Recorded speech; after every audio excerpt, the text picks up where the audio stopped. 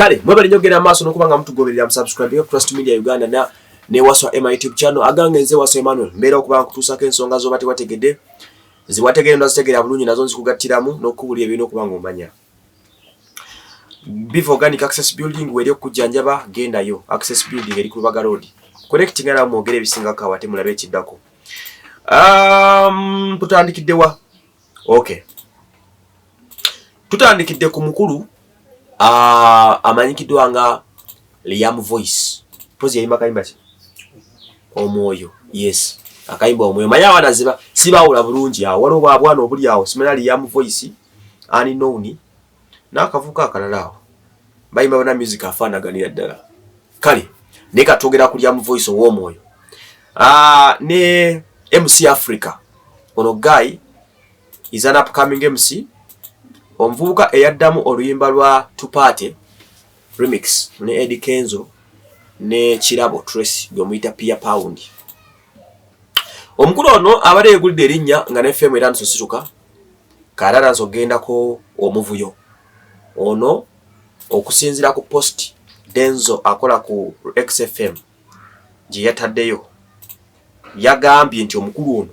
ne Liam Voice baba feze baba feze baba balina okuba ne pate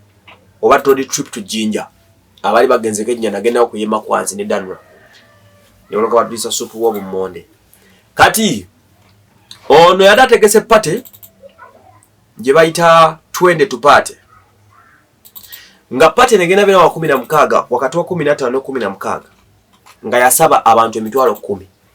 nga agitegese yenga MC Africa saako n'omukulu amanyikiddwa nga Liam Voice nga bagenda kutwala abantu bagende bagudigidde ngamba omukiri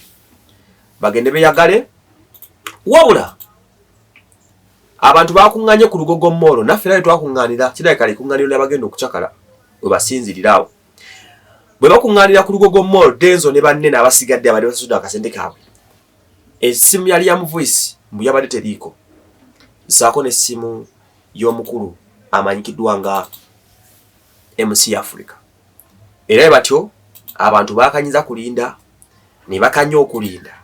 ne balinda nga tebalabako ku muntu yenna batwala Jinja lwe nasemba okugenda Jinja ku Makwanzi fe twagenda embero 13 na 2 ono Charles Denzo mbwatu yagambye Diamond MC Africa has calmed us with this trip to Jinja and I had convinced some of my friends to pay to the number on the poster. Awo tujja kulinda MC Africa ne Liam Voice baveyo baje bewozeeko nenga post yamaze okulumayo ku Twitter handle eya Denzo ngerumiriza MC Africa oyo batubamita munachalo ne Liam Voice okubanga bakoninza abantu abade bagenda ku trip ejinje naku zino ebintu bya road trips ne tours bikuteyo nnyo kubanga tewali bantu badigirira Kampala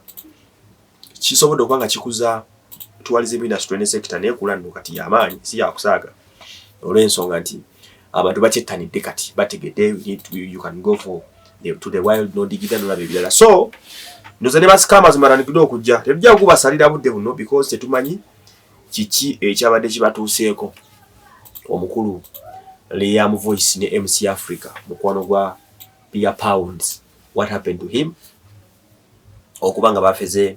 abantu akasente tujja kwenda batubulire mwizo kwanga muli musajja mendo kayamukonye nafa ne sente zambo nze waswe Emmanuel.